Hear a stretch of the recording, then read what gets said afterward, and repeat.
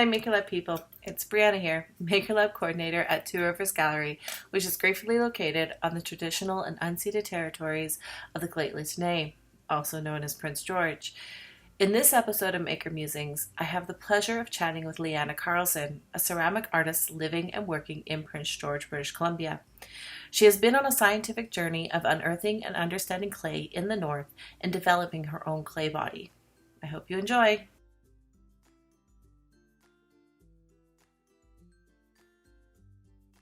Well, I grew up on Vancouver Island and I came north when I was about 16 years old for work. I started working with clay in my 20s. I took a pottery class. Up until that time I was a computer programmer, and I decided to take something just for fun. I signed up for painting and the class was canceled, so I had to go to a clay class, which I wasn't excited about at all. A bit pouty about it, finally my first art class. And I touched that clay that night and just fell in love with it. And I haven't looked back. I've been somewhat addicted to it since then. And that was almost 30 years ago. You don't really know what you're going to be attracted to until you actually try. And the whole component of trying is so important. Just having an ability to get your hands dirty or your hands into something that you may not be familiar with. And then you end up loving it. Yeah, absolutely.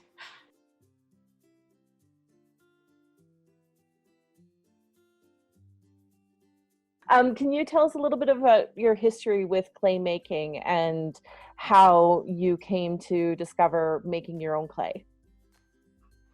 Yeah, good question. I started taking the classes, and my teacher, who was very English, from a very traditional clay and very knowledgeable background, she insisted that we take a full semester of hand building before we moved into wheel throwing. And because there wasn't enough people for wheel throwing, I had to take hand building for 2 years, which I look back now and it was a gift. I liken the wheel to like learning music, where you learn some skills and then you have to practice, you learn some more skills and then you have to practice. It takes a long time to throw well on a pottery wheel. So I spent many hours, days, evenings, mornings, middle of the night throwing, making bowls, making cups, things that were functional, and doing my artistic creative side with surface decoration and learning different ways to fire.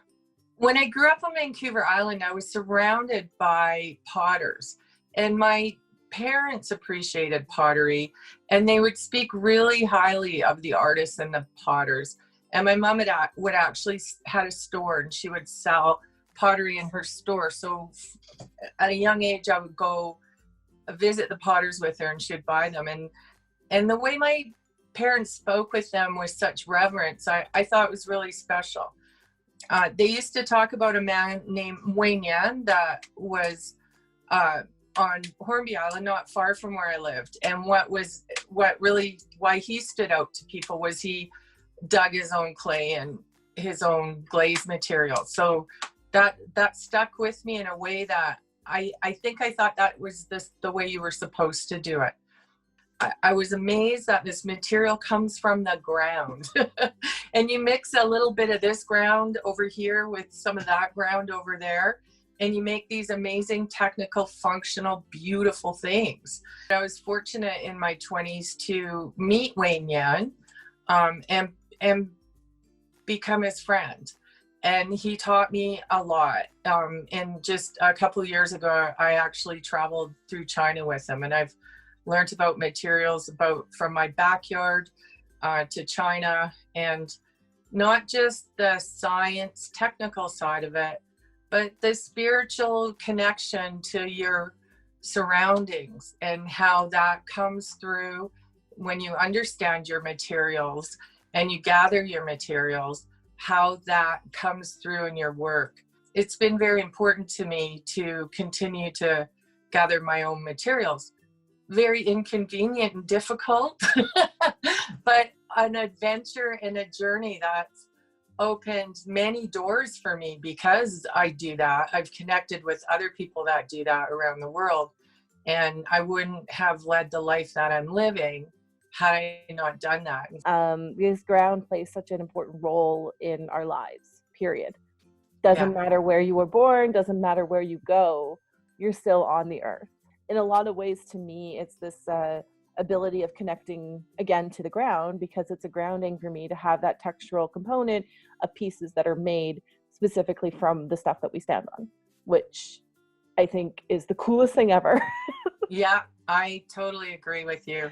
And being curious about your materials leads to some happy discoveries, sometimes more often probably sad ones when you're working with clay. Because of that connection and that learning about them, it really makes me appreciate the materials from other places. So I mentioned many people use clay here that's from Alberta. Well, I've been fortunate to meet the people in Alberta and seen how they make it and gone to their clay pits in Saskatchewan. And I appreciate it so much, what they've done. And the same with some of the commercial glazes that I make. You couldn't have made them 20 years ago. And I understand how just to be able to develop a food safe red that stands up, the color red at high temperatures, just blows me away. And I wouldn't appreciate that have I not studied it and tried to do it on my own.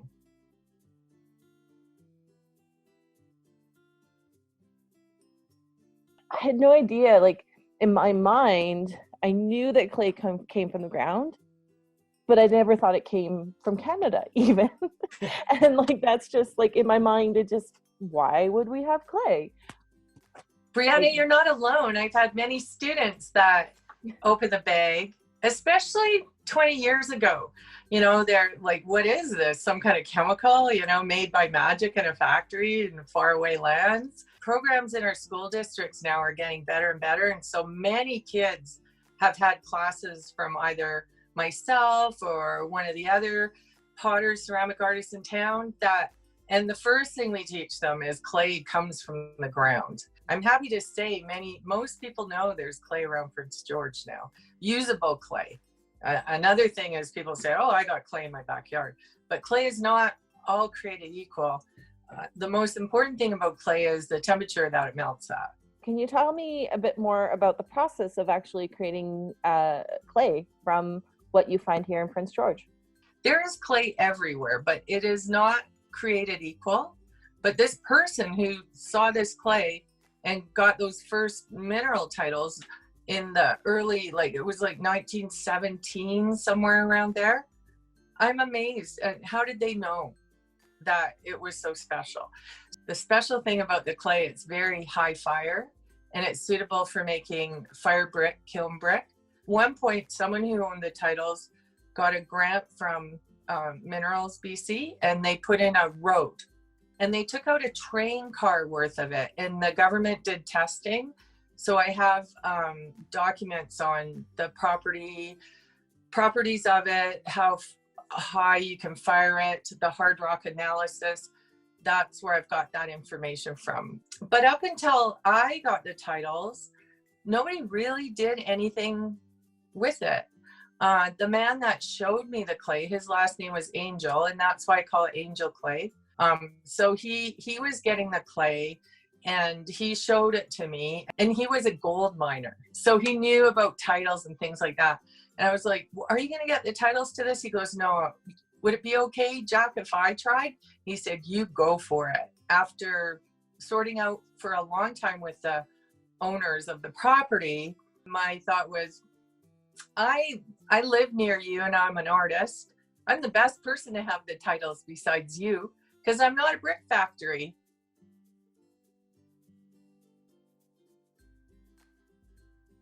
I'm doing this because I really value how I spend my hours of my life. And so I need processes where I'm somewhat happy. And if I'm not happy, they better be short processes. So, and it has to be safe. So my methods are, and I use what I have. I use August usually to dry it out so it's bone dry. And then after it's dried out, I put it into water in a cement mixer and it turns into like a milkshake. So this is where mine's a little different. Like a lot of factories will do it in a dry state, but then it's dusty. And I don't, there's more to what they do, a little bit of high level techniques where they suck out the finest particles for a different kind of clay. And I'm not interested or need to do that. So I do in this wet process, so I'm not breathing dust. It's easy to pour this milkshake like material through a screen to get everything out of it that I don't want in it. And then I let it sit for another year. So as long as I'm processing every year, I always have enough like for the next year. And that milkshake like settles. So the clay's on the bottom, the water's on the top. I just pour the water off. Now I have clay. That's amazing. I had no idea how long it took. That's like, is it, 2 years? It sounds crazy when I talk about it, but when you do it in little chunks of work, yeah, and going down and getting the clay is usually a lot of fun until this year. I think I told you the road washed out to the clay.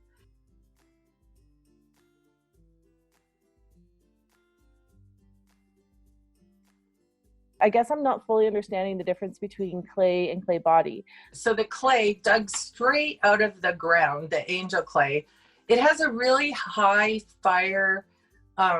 firing maturity. So cones are what ceramic artists use to measure heat work in a kiln. It not only measures the temperature, but it measures the time that the work's been in there. What Leanna is talking about is called a pyrometric cone. This cone is a highly scientific amalgamation of clay formulated to melt at a certain temperature to indicate how hot it is in the kiln. They are a visual representation of cones that will melt or deform, and the exact moment that the cone melts determines the time and temperature.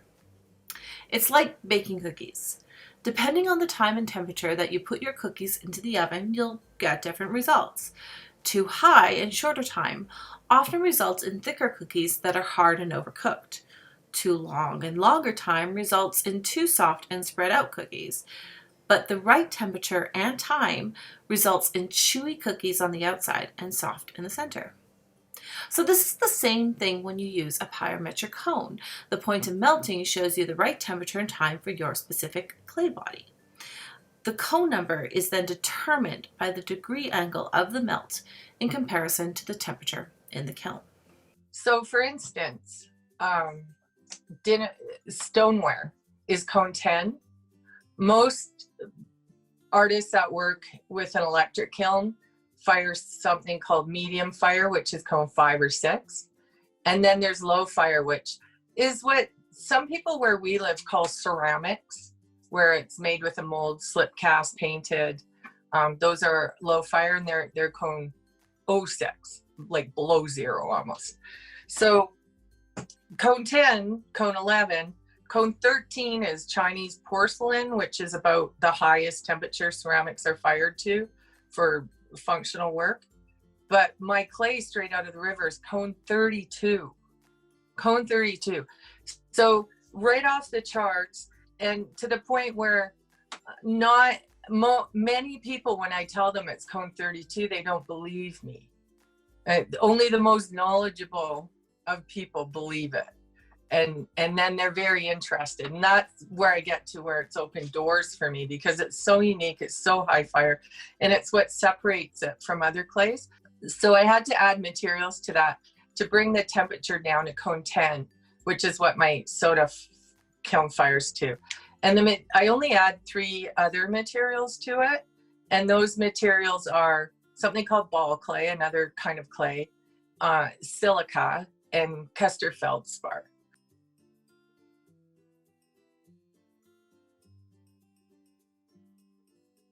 I've done probably more with the clay than anybody, because I actually go down there every couple of years and bring out a couple of tons of it. And I've built a kiln especially for it. And I've developed a clay body. And the difference between clay and a clay body, the clay body I made is a useful clay body that I can use to make functional dinnerware. We've been just supplying Batula burning with a line of bowls. They're handmade. They look really organic. but it's made with a clay body that I developed at Red Deer College. I was invited there for almost 2 months. I think it was 2013, to develop this clay body. And the college facilitated my research, let me use all their equipment under the guidance of Trudy Golly, who is the instructor there. And the time I spent at Red Deer College was adding different amounts of clay to my clay body, making test bars, firing them, boiling them in water, weighing them before I boiled them, after I boiled them, and to determine the best clay body for that temperature, you really focus on the absorbency, how much water it will absorb. Most commercial clays are like 0.22%. I hope I have these numbers right since this is being recorded, but most are 0.22% absorbency, and mine is 0.05. I believe in my clay body so much of being so functional, and it stood up to, you know, the catering and the restaurant use. That's quite amazing when you think about it. I wanted to name it after Trudy Golly, and she didn't want me to use her name. She said, use my nickname, and her nickname is the Red Dragon. So Angel Clay is clay, and Dragon Clay is a clay body developed to be functional. I like this component that you've named it after people, so you have that connection to the relationships that you're creating, while also creating pieces or clay that has relationship and connection to where you are. Speaking from experience, because I have one of your mugs that you have made out of the dragon clay. It is the dragon clay. It's like it's almost porcelain-esque. Like it has a kind of a very light, I almost want to say like smooth quality to it, and like you can physically see it, which I find so fascinating. The reason why you liken it to porcelain is porcelain and my clay both have really high amounts of kaolin in it, and that's why I actually went to China, is to study their clay so that I could relate it to my clay. To learn about my clay, I went there to learn about their clay. And coincidentally, that's when Trudy Golly and I met her. She was at the same residency place in Jingta Gem where I was. And when she saw the clay, it was funny because it was near the end of our residencies. And when she saw it, her eyes just went, wow, you have this? And that's when those talks led to me to go to Red Deer College. It's really like a science. Like I'm listening to you, and it's like you have a degree not only in art but also in science, which I know that the two are so interconnected in general. Doing what I do. Absolutely, absolutely.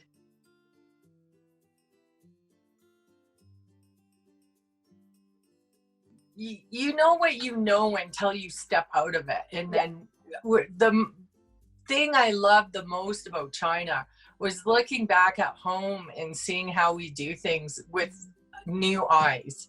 I think we're quite nomadic, and my grandparents like moved around the world and then around North America. My parents moved around Western Canada, and then I moved around BC, a little bit Alberta, and so I liken that to a little bit pioneer spirits. You know, we're a bit nomadic, we're adaptable, we'll go somewhere, we'll learn new things. So our first thought when we need to do something, our first thought is always, how am I going to do that? Where what I found with my fellow artists and people I worked with in China, their first thought is, who will I bring this to do this? I think because we have had to do that. We've had to adapt. Especially if you live in a remote place or in the north, everything's not handy, and it's kind of fun to figure things out. It's our culture, and so that maker culture, you asked that question. I think it's just a lot of the people that have ended up here come from that kind of nomadic pioneer background. There is some memory knowledge based on hundreds of years ago. Yeah. You know? So it's that same kind of concept that we have family who have moved different countries to come and live in this country. And what do? You need to make do. You need to figure out yourself. You need to do your life. It's not about what we think, it's about how we think. Yeah.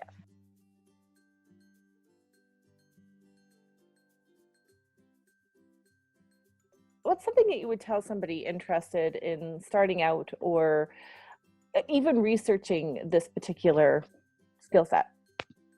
Good. That's such a good question. Most important is, don't think you're going to be good at it right away, and find something that you love doing. Because when people say to someone they have a gift or they're gifted, the gift is that you love it.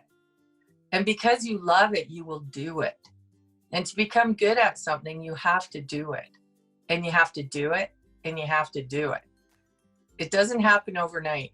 Most people understand that about music, but they don't understand that about other arts. They don't understand that it's something that has to be practiced. And I've heard too often in my studio, people come in and say, I'm not artistic. Well, if you say that, you won't be. And I believe everybody's artistic, everybody's creative, even football players, accountants use their right brain all the time. So to say I'm not artistic is to block yourself a little. And the second thing I want to talk about to people that would just be starting out is the gap. Briana, you've probably heard of the gap. Ira Glass has a wonderful quote about the gap. And the gap is about what you can make compared to what you think it should look like, or you think out the quality of it should be. And when you're starting out, the gap is huge. You have this vision, especially with clay, when you start and it's wet and it looks one way, it's a different size than it's going to turn out, because you're putting in a kiln which transforms it a couple of times. People are often disappointed that their vision isn't the same as what it is when it turns out. And working with clay is difficult in a way because you have to imagine what it's going to look like. You see what's here, but that doesn't mean how it's going to be later. So this, for one, is very tiring. It's also very experimental, and it can be very disappointing to people. You have to understand, you have to go through that over and over and over to close that gap. And even when you've been doing it for 30 years like me, I still have a gap. Often, I still always want it to be just a little better, or just a little different, or maybe feel better in my hand, or that glaze to turn out. There's still a gap. The gap gets smaller. So I see beginners all the time think it's their fault, but it's a process that you must go through if you want to get good at something. I've been really fortunate to know a few very, very high level painters. Mm-hmm. All of them practice every day like athletes. Yeah. They paint, draw every day, a daily practice. I've heard many women say they're not creative, yet they have beautiful homes. You cannot have a beautiful home without being creative.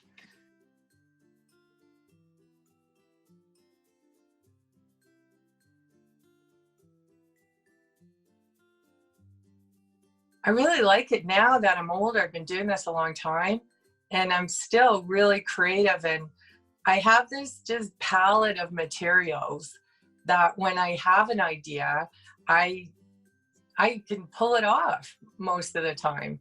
I'm still experimenting, but it used to be I made things where I was at. You know, I was using this clay, and so it worked well. And I know you've been in my studio, so when you walk in, it looks like 18 different people made what's in there, because I'm always playing with different kilns, different clays, different processes. So now I've reached a point where I'm thinking of some ideas and concepts that I want to do. And then I go to the materials. Okay, well, how am I going to make this? Well, I put my fish up here. Mm-hmm.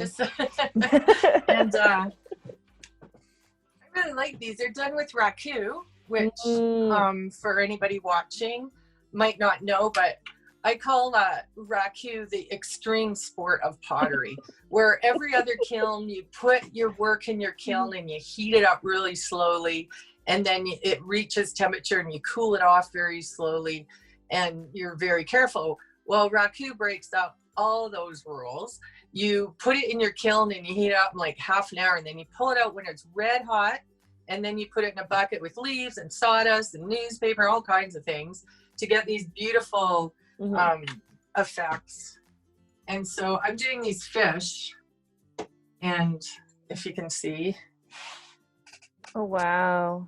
And I really love how they turn out, because you get these really metallic, glistening looks to them. But what I found, and I appreciate everybody to support not just me, but other artists right now. I think people are thinking that way, as thinking local, thinking how we can support people in this. And so I want to say thank you to those people. Please continue that. Please continue to support other artists by buying their work. It's really helpful, not just to help meet budgets, but for morale.